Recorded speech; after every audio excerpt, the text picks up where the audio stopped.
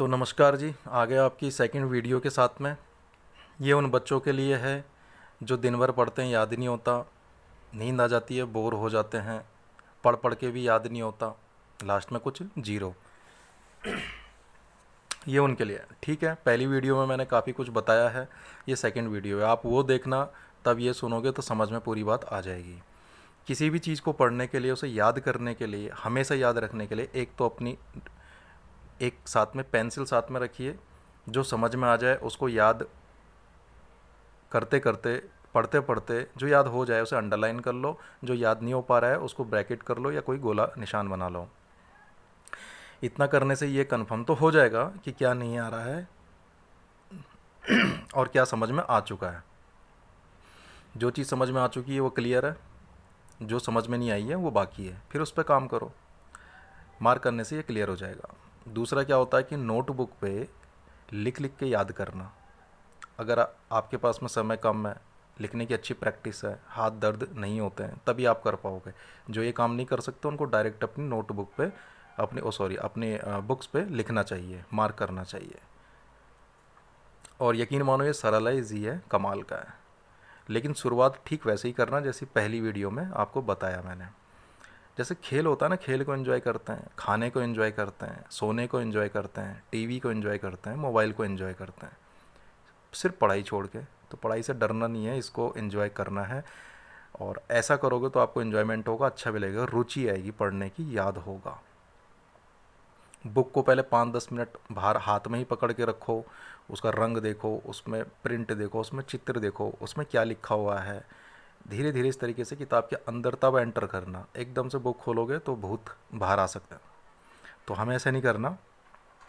धीरे धीरे 5-10-15 minute book को देखो, आगे पीछे उसका कलर देखो, उसमें चित्र देखो, प्रिंट देखो। आपकी बुक है, कहीं देर नहीं हो रही है, उसमें रंग दिया गया है, किसी कारण से दिया गया है, लिखा गया है, किसने लिखा है, क्यों लिखा है, क्या मतलब है। ये सारा चीज़ पढ़ते पढ़ते जाओगे तो रुचि आएगी, आनंद आएगा और इंटरेस्ट भी बढ़ेगा और धीरे धीरे आपको याद हो जाएगा। किताब में बिना बोर हुए कई घंटे अगर गुजार दिए तो इसी को कहते हैं किताब से दोस्ती करना।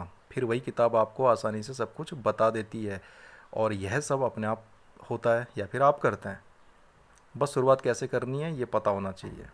जब भी पढ़ने की शुरुआत करें, चाहे आप किसी भी क्लास में हो, बड़ी क्लास छोटी क्लास, सबसे आसान तरीका है, सबसे आसान तरीका याद करने का।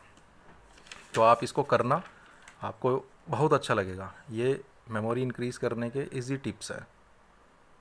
ठीक है, किताब के अंदर एंट्री करने से पहले पहले उसको पकड़ो, बाहर से देखो, अंदर उसके बाहर क्या लिखा हुआ है, आगे पीछे क्या प्रिंट है, क्या उसमें छोटे छोटे चित्र छपे होते हैं, वो देखो, पढ़ो, उसका रंग देखो, एनालाइज करो। मेंटालिटी बढ़ती है इससे। वो आपके एग्ज़ाम में नहीं आएगा, लेकिन इससे आपकी मेंटालिटी बढ़ेगी। जहाँ आप 6-6 घंटे किताब में लगाते हो, अगर आपने सिर्फ 10-15 मिनट किताब के बाहर गुजार दिए तो यकीन मानो उसके अंदर आप एक ही घंटे में आपको सब समझ में आ जाएगा, अगर आप ठीक ऐसा शुरुआत दोगे तो।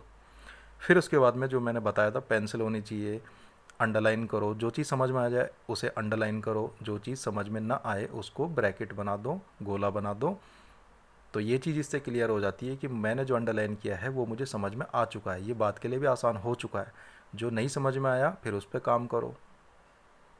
ठीक है, कुछ डिफ़िकल्ट वर्ड होते हैं, उसको गोला अंडरलाइन कर लिया, फिर उसको अपने यूट्यूब पे ढूंढ लिया, गूगल पे ढूंढ लिया, किसी से पूछ लिया, तो इजी हो जाता है पढ़ना। पढ़ने के तरीके होते हैं, पढ़ना सिर्फ कोई काम नहीं है, पढ़ने को भी इंजॉय करो तो मज़ा आता है, अच्छा लगता है, याद हो जाता है। मकसद याद करना है ना, तो ये याद करने के तरीके हैं। तो बड़ी बड़ी क्लासेस में भी यही होता है, जो करते हैं उनको आसान होता है। अगर आप छोटी क्लास में हो तो आपको अभी से हैबिट पड़ जाएगी, अभी से हैबिट पड़ जाएगी तो आज भी अच्छा, कल भी अच्छा, अच्छा होना चाहिए ना। टीवी, मोबाइल को, नींद को, खाने को हम इतना एंजॉय करते हैं, अपनी किताब को एंजॉय करो, अच्छा लगेगा, हैबिट बन जाएगी। ठीक है, और अब धीरे धीरे बाद में आपको मैं कुछ इसी से रिलेटिव कुछ नई चीज़ें भी आएंगी इसमें। ठीक है, नेक्स्ट वीडियो बनेगी अब, जो बच्चे समझते हैं कि हम कम नंबर आ गए या फेल हो गए या ऐसा हो गया, नेक्स्ट उस पर बनाया जाएगा। और आप उसे भी सुनना। अगर आपके बीच में से ऐसा कोई है, उसे लगता है मैं पीछे हूँ, तो मत समझो ऐसा।